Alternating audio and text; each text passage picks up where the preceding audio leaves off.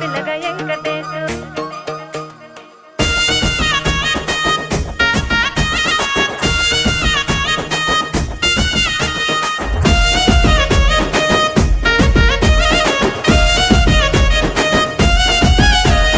చిత్రాల మనసు నాది చిన్నగా పోతుంటావో చూడక పోతుంటావో ఇంట్లో చిన్నదాన్ని నేను చిత్రాల